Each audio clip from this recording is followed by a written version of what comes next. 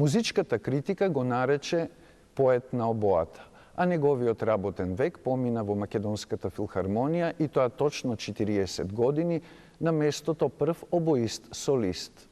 Го формира камерниот оркестар Скопски солисти со кој раководи повеќе од 25 години, како и Скопскиот дувачки квинтет, триото Macedonico и триото Атанасов.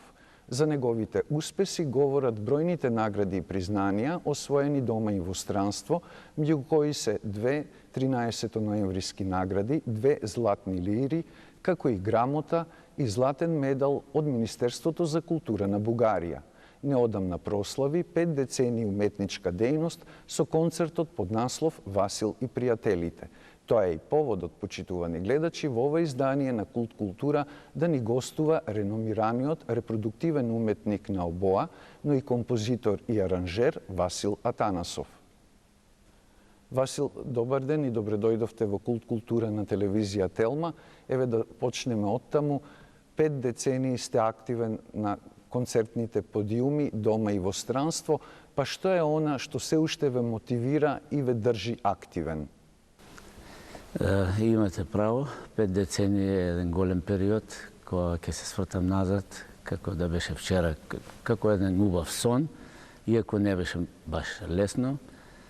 Секогаш има тешки времиња, сега младите почесто велат дека лесно ви е вам, но не беше така, бидејќи јас се радувам што сега сме во храмот на музичката уметност во мојата филхармонија македонска и тоа што ме држи е љубовта кон својата професија, љубовта кон инструментот, да истражувам во повеќе смерови или жанови, како што велите вие, а упоредно со тоа да се бавам и со педагошка работа, тоа ме исполнуваше до крај. На концертот по повод јубилеот настапија повеќе ваши пријатели, соработници и колеги од дома и од странство. Тие искажаа посебен пиетет кон вас, а што вам ви беше важно преку таа богата и поприлично долга програма да и приопштите на публиката? Еден од најважните сегменти за еден концерт е каква програма ќе осмислите.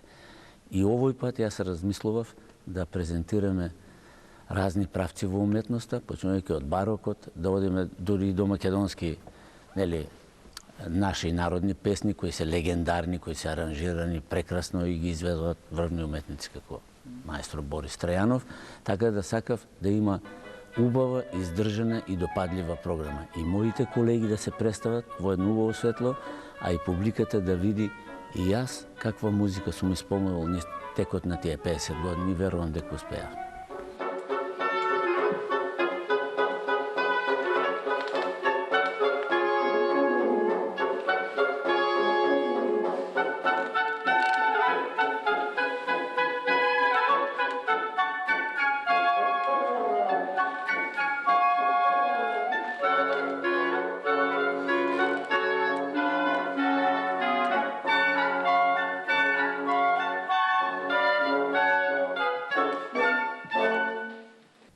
Музичката критика ве нарече поет на обоата, а каков е вашиот однос со инструментот со кој се дружите 5 децении?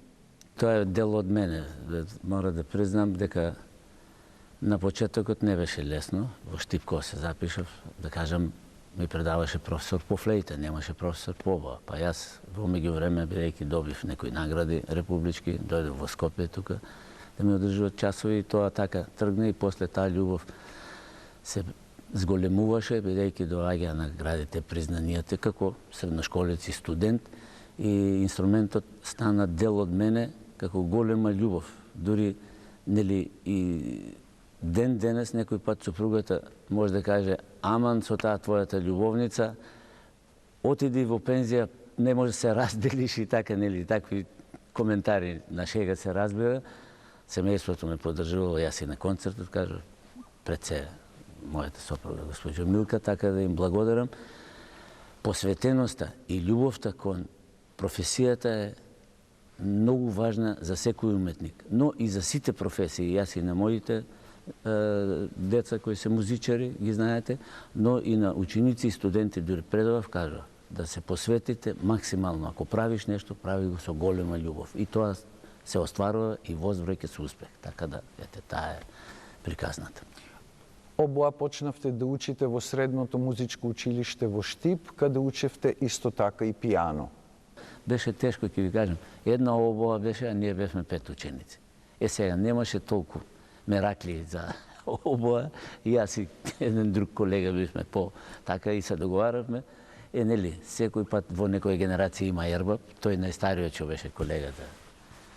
Нема да му го кажам името, тој знаеше нешто да извади од обоата, едно штрафче или една клапна, а на обоата е доволно едно мало померување на штрафчето, милиметар, и не свири цела. Таа не е како флейтата или кларинетот, и да фали и клапна, ќе свириш пак. Тука не излегува звук, така да тие биле едни тешки времења можеби, ама имало задоволство кога ќе вежбавме и одевме на натпревар, ќе добиеме награда на концерт, ќе не пофалат. Тоа беше прекрасно и уште повеќе нели вежбавме. Тоа продолжи и тука на факултетот за музичка уметност во Скопје.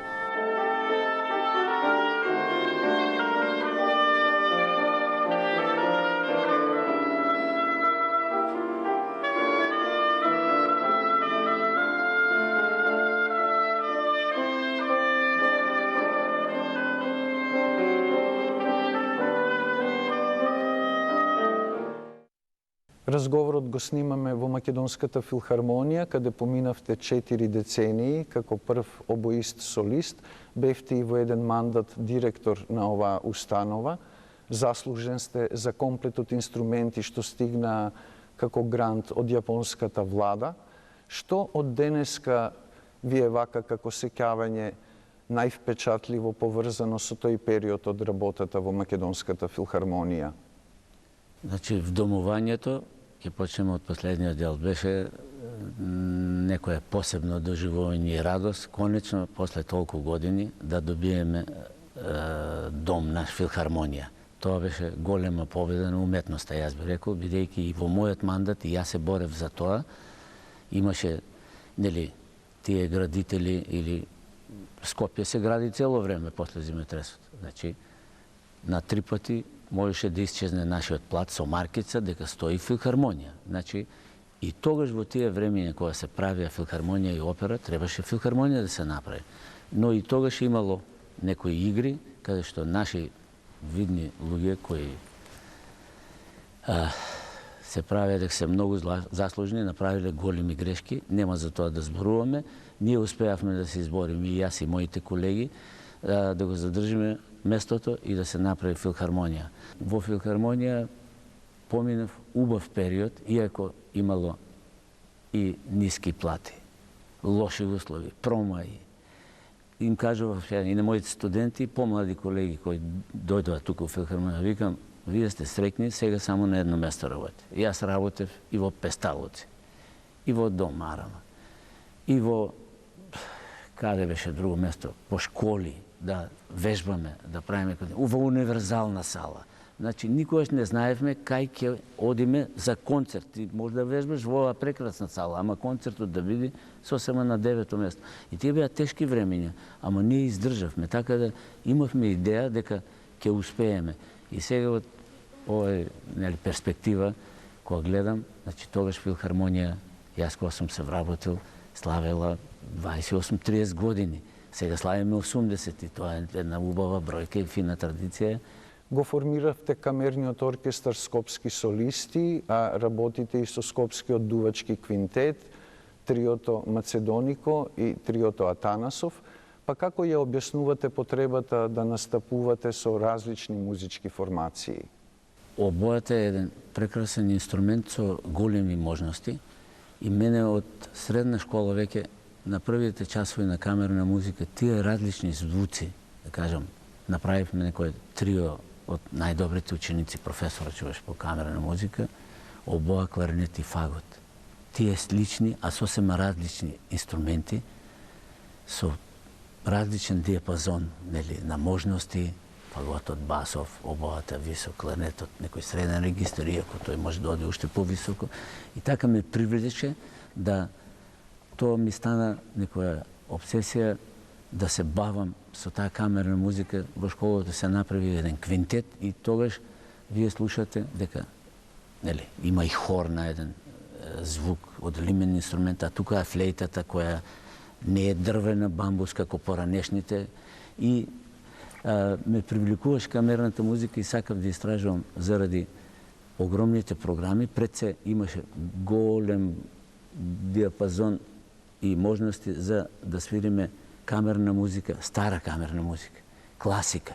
А тоа даваше многу можности. И така, тоа движење во уметноста или во мојата професија, бар мене ми давало импулс и сила секој пат како една желба за направа. Ајде да отсвириме уште едно дело, нека биде потешко, поубаво на публиката да и се допадне. Така да, тоа било императив за камерната музика, да правиме различни состави и така ги привлекуваме и младите.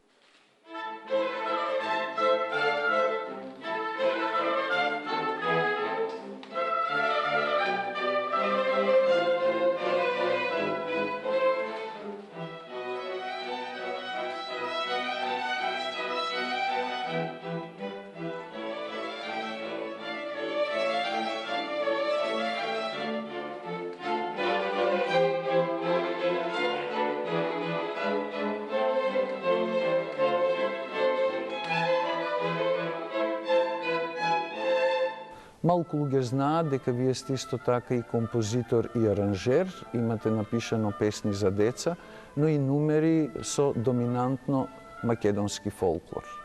Од најмлади години напишав за мојата керка песна, за моите деца, нели?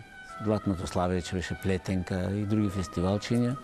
И ете, првата песна за Плетенка победи мојата песна. Тогаш аранжманот го направив јас и цела мелодија, текст беше на, мислам, Стојан Тарапуза и песничката победи и тоа децата гласаа во универзална. Не комисија или не знам. Мене од секој пат ме привлекувала, нели, во тие времиња фолклорот, фолклорната музика. Дома кај нас се свиреше и пееше. Значи, тоа е наследно од мојот дедо, па мајка ми пееше прекрасно, татко ми свиреше на кавал, на тамбура. Брат ми најстариот свиреше на кларинет, беше мајстор над мајстори, Тале Огненски. Другиот брат, технолог, тој свиреше кларинет во Нижа и дојде да студира тука, пееше во Мирче Ацев, значи имало талент. Јас бев на младиот брат, продолжи во музичкото и тоа врви. И тие фолклорни пориви стоја тука, тоа беше коренот, да ви кажам искрено. И бидејќи свирев на Валандово, свирев во Народниот оркестар, во забавниот, јас пишував и аранжмани. А во време на пандемијата, бидејќи таа едноставно не блокираше, јас ги имав тие скици и многу ми беше мака, оти, еве, за обоа има многу ограничена литература од македонски автори. Многу малку композиции.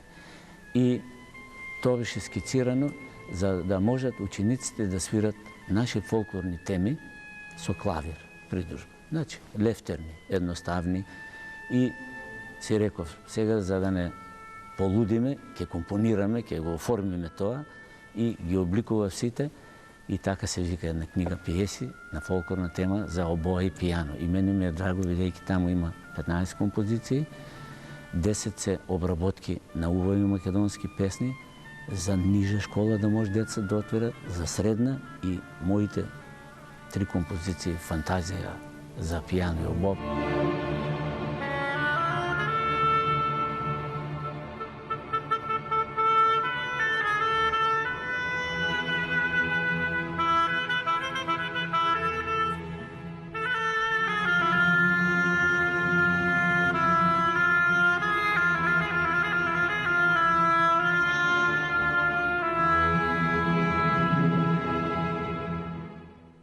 Сега, кога се одржа концертот по повод јубилеот 5 децении уметничка дејност, кои се вашите следни професионални планови? Пиеси за обоа не одобрија тогаш средства од Министерството за култура. Се надам дека следната година или ако најдам спонзори, сакам да го обликувам и во еден компакт диск и веројатно ќе штампаме книгата уште еднаш, што завршија книгите. Имаше десетина примероци. Нормално во Националната библиотека е доставено тоа. Матица Македонска беше издавач. Би ми било драго да останат тие записи, бидејќи и нашите млади генерации помалку слушат чинам фолклор старите ме, Калеш Ангел, Миле Поп Јорданов. Друго е кој ќе ги види нотите и кој ќе ја слушне изведбата. Јас обовата не можам да ја оставам, таа е дел од мене. Имам пријатели, сликари, писатели, поети, има разни средби, ликовни, изложби, салони, промоции на книги, се јавуваат и со задоволство ќе одам и ќе уживам во пензионерските денови, но музиката е мојот живот. Васил, јас многу ви благодарам за разговорот. Ви благодарам и вам. Тоа беше, почитувани гледачи, Васил Атанасов во Култ култура. Емисијата заврши, но вие останете на нашата програма и имајте убав ден.